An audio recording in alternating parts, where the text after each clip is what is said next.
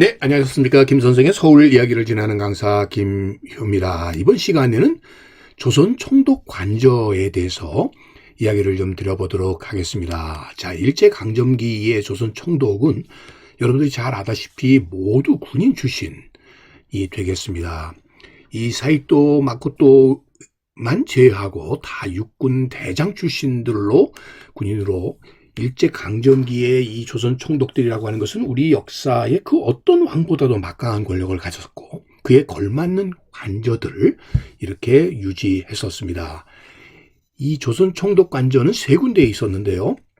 가장 먼저 만들어졌던 것이 남산 총독 관저가 되겠습니다.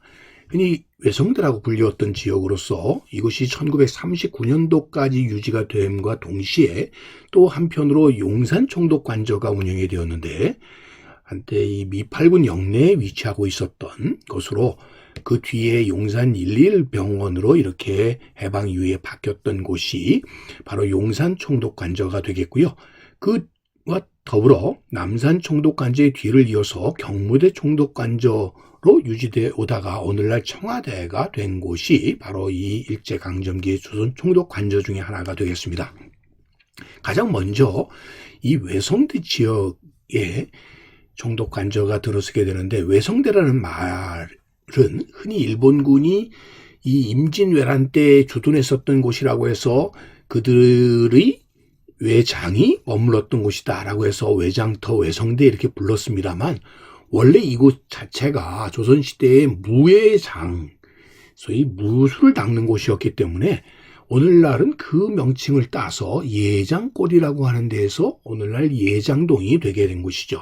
자, 지금 그들이 일제강점기에 외장터라고 불리웠던 곳에 이런 표지가 되겠고요. 멀리 여러분들 명동성당이 내려다보는 그 위치라는 걸 알 수가 있겠고 지금 그 자리에 조선 총독부가 들어서게 된 것이죠. 자, 이게 명동성당이 되겠습니다.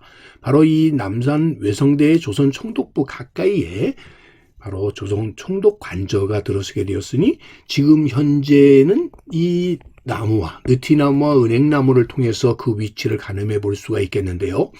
이 건물 자체는 없어지고 현재는 일본 위안부의 기억의 터로서 이렇게 활용이 되고 있는 공간이 바로 조선 총독 관저터였다라고 보시면 되겠습니다.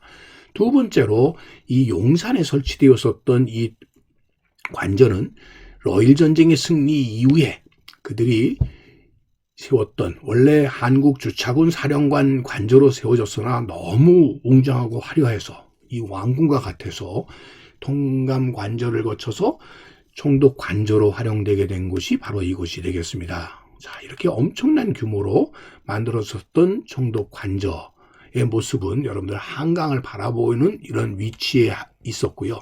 그 위치에 있었지만 너무나 화려했고 그러했기 때문에 총독 관저로서는 주로 이용되지 않은 채로 두었었던 것이 용산 총독 관저가 되겠습니다. 이것이 주한미군의 111병원으로 이렇게 바뀌게 되었던 것이 바로 오늘날에 이어져서 지금은 국립중앙박물관 가까이한 위치에 있었던 곳으로 이렇게 아시면 되겠습니다. 마지막으로 들을 수 있는 것이 조선 총독부가 경복궁 광화문 자리에 들어서게 되면서 이제 총독 관저가 또 이곳으로 이전을 하게 되는데 바로 이 경복궁 뒤에 후원터로 이동을 하게 된 것이죠. 그렇게 되면서 이곳에 총독 관저가 들어서게 되는데 특히 1929년도에 이 후원 지역에 조선 박람회가 이루어지면서 그곳에 후원에 있었던 용문당, 용부당 등의 건물들을 다 헐어버리게 되고 철거시키게 되고 이것이 공원으로 남아있던 곳을 1939년도에 와서 총독 관저로 짓게 되었고 이때부터 그곳의 관저의 이름을 경무대라고 이렇게 부르게 된 것이죠. 그 경무대는 광복 이후에 미 군정 장관의 관사로서 이어 사용되게 되다가 대한민국 정부가 인계해서 이승만 초대 대통령의 집무실 겸 관저로 이용되게 되었던 것이 경무대가 되었고요.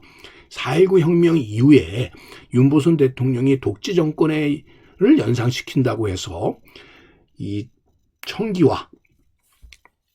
청자기와로 지붕이 되어 있는 것에 빗대어서 청와대로 공식 명칭을 받고 오늘에 이르게 되었다라고 보시면 되겠습니다. 자, 청와대 옛 모습이 되겠고요. 지금 이 경복궁 근정전 뒷부분에 이 부분에 이 후원 지역에 윤문당, 융무당과 같은 건물이 들어서게 되었던 것이죠.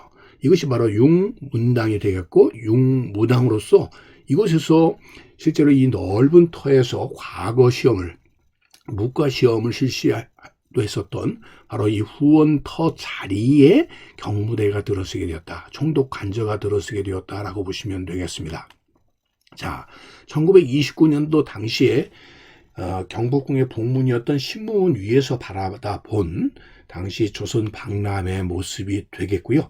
이때 이곳에 있었던 건물은 해체되게 되었다라고 보시면 되겠습니다. 그래서 용산에 있었던 일본인 종교단체의 이 건물 자재가 무상으로 대여되어서 사찰 건물이 만들어져 사용이 되었다가 해방 이후에 원불교가 이를 인수했었고 쭉 유지해 오다가 현재는 이곳이 재건축이 재개발이 이루어지게 되면서 원불교의 성지가 있는 곳에 이렇게 융문당과 관과 융무관이 이렇게 이전하게 되었다라고 보시면 되겠습니다. 그 뒤에 지금 경무대가 이렇게 들어섰던 자리에 모형도를 통해서 확인해 볼 수가 있겠고 이런 건물들은 예전에 융문당과 융무당이 있었던 자리에 이러한 경무대 건물들이 들어서게 되었었고 이런 것들이 다 일제 잔재라고 해서 일제 총독 관저 자체가 1993년도에 이렇게 해체돼 버리게 되면서 오늘날은 청와대 구본관 터라고 하는 표지석을 통해서 그 당시의 흔적을 엿보게 해주고 있다 이렇게 보시면 되겠습니다. 오늘날 대통령 관저로 쓰여지고 있는 청와대의 그간의 총독 관저로서의 흔적들을 오늘도 꽃밭을 가꾸는 김 선생이 전해드렸습니다.